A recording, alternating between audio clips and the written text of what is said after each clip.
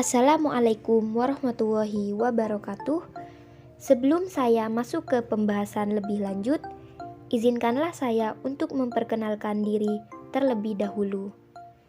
Saya Debrina Zalianti, NIM 212101050006 dari Prodi Pendidikan Islam Anak Usia Dini, kelas AUD 1, semester 3, Fakultas Tarbiyah dan Ilmu Keguruan, Universitas Islam Negeri Kiai Ahmad Siddiq Jember.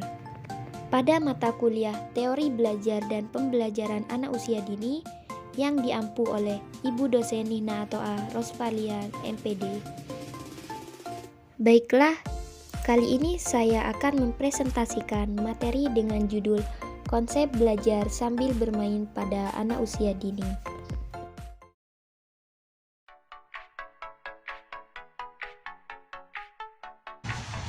Pendidikan merupakan suatu hal yang sangat penting bagi kehidupan kita. Pendidikan harus dilakukan dari sejak dini.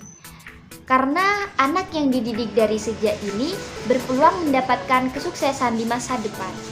Pada usia dini, mereka akan menerima banyak stimulasi penting di usianya. Beberapa di antaranya yaitu perkembangan otak anak yang membuat mereka lebih kreatif, percaya diri, dan mandiri.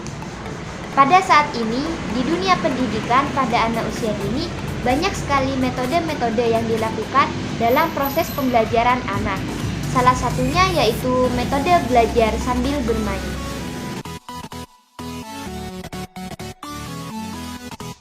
Bagi anak kecil, bermain merupakan hal utama baginya dan merupakan salah satu hak anak. Oleh sebab itu, melarang anak untuk bermain adalah hal yang salah. Sebaliknya, orang tua maupun guru sebaiknya menggunakan karakteristik alami anak ini sebagai proses pembelajaran yang menyenangkan. Mereka memang sedang bermain, akan tetapi mereka sebenarnya juga sedang dalam proses belajar. Anak dapat belajar melalui permainan mereka. Anak-anak yang masih kecil sebetulnya sudah melakukan proses belajar dengan cara mereka sendiri, terlepas dari sekolah atau homeschool. Itulah dunia anak-anak, dunia bermain yang mengasyikan. Pada dasarnya, dunia anak adalah dunia yang identik dengan bermain, terutama di usia dini. Itulah mengapa materi pendidikan anak usia dini memang diarahkan untuk bermain sambil belajar. Dengan metode belajar sambil bermain ini, diharapkan dapat mendukung anak untuk dapat tumbuh mandiri dan memiliki kontrol atas lingkungannya.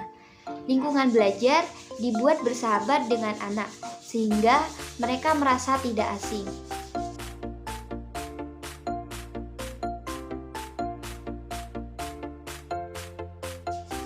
Mengapa lingkungan belajar perlu ditata? Pasalnya, jika lingkungan belajar tidak akrab dengan anak, maka belajar akan dianggap fobia dan berkembang menjadi momok atau ancaman bagi si anak. Dan juga agar anak antusias untuk mengikuti kegiatan di sekolah. Lingkungan belajar yang penataannya menarik akan membangkitkan minat anak. Minat tersebut akan menjadi pintu kesempatan untuk belajar. Nah, lingkungan secara tidak langsung adalah guru yang menawarkan banyak kesempatan untuk bereksplorasi, bereksperimen, dan memperluas gagasan main anak.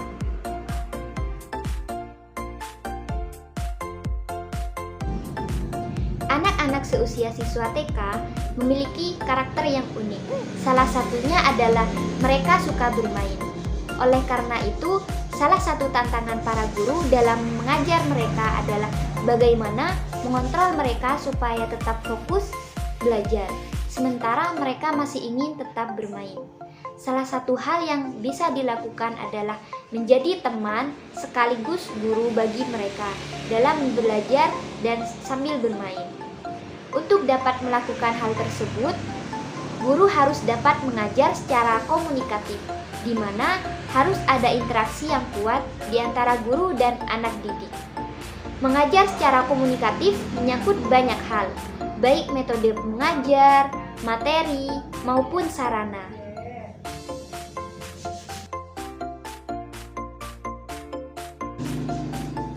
Banyak cara dan permainan yang bisa dilakukan untuk pembelajaran pada anak, yaitu diantaranya guru atau pendidik dapat membuat tempat bermain lengkap dengan berbagai peralatan yang diletakkan di tempat tertentu. Di tempat itu, semua anak dari beberapa kelas bisa bermain bersama. Mereka semua berkolaborasi dan menciptakan kebersamaan serta membangun sifat kepemimpinan. Yang kedua, bermain pasir dan air bisa menjadi awal pengenalan sains dan matematika. Misalnya, belajar mengenal bentuk air sebagai zat cair dan bisa diukur dalam wadah yang berbeda ukuran. Yang ketiga, bermain dengan tanah liat atau lilin mainan, menggambar, melukis, berdandang, serta bermain dengan boneka. Hal tersebut dapat mendorong kreativitas, imajinasi, dan mengekspresikan perasaan. Yang keempat, menyusun blok dan puzzle atau permainan memilih bentuk. Hal tersebut dapat membantu mengenali berbagai bentuk dan ukuran, cara menyusunnya, serta mengembangkan logika. Yang kelima, bermain bola, menari, berlari, hingga memanjat. Semuanya membantu mengembangkan gerakan tubuh, kekuatan, kelenturan, dan keterampilan koordinasi, atau bisa disebut dapat mengembangkan motorik kasar anak. Yang keenam, menyanyi dan memainkan alat musik sederhana. Dapat membantu mengembangkan ritme dan mendengar. Misalnya, mendengarkan video musik yang mengandung edukasi bagi si anak. Yang ketujuh, bukan hanya di sekolah. Sebenarnya, cara belajar sambil bermain ini pun sudah banyak ditemui di berbagai arena bermain. Di mall biasanya. Di sana kan banyak dijumpai arena atau metode bermain yang edukatif. Mulai dari kegiatan menggambar sampai menyusun puzzle.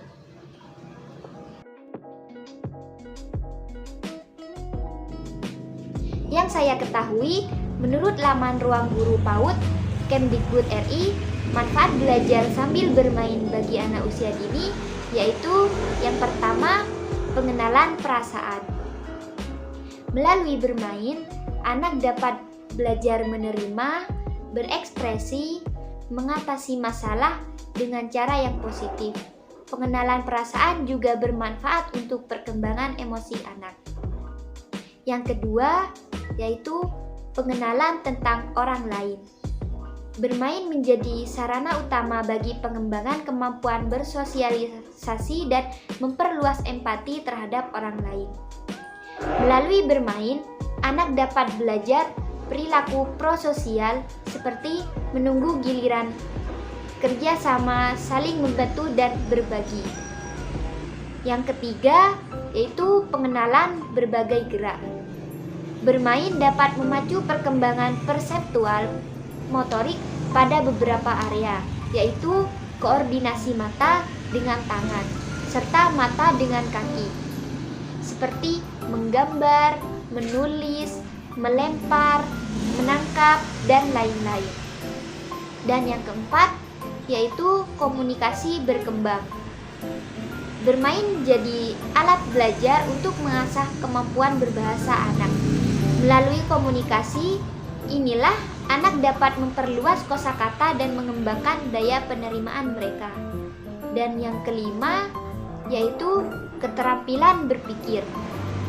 Selama bermain, anak menerima pengalaman baru, memanipulasi bahan dan alat, berinteraksi dengan orang lain, serta mulai merasakan dunia mereka.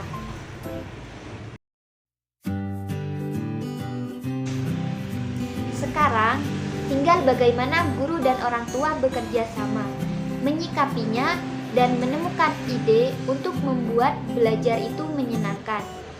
Belajar bukan hanya di sekolah, tapi orang tua pun harus membantu sekolah bersama-sama mengembangkan anak-anak didiknya. Salah satunya adalah dengan cara belajar sambil bermain.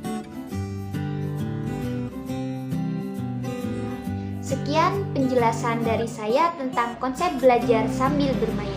Semoga bermanfaat dan terima kasih. Wassalamualaikum warahmatullahi wabarakatuh.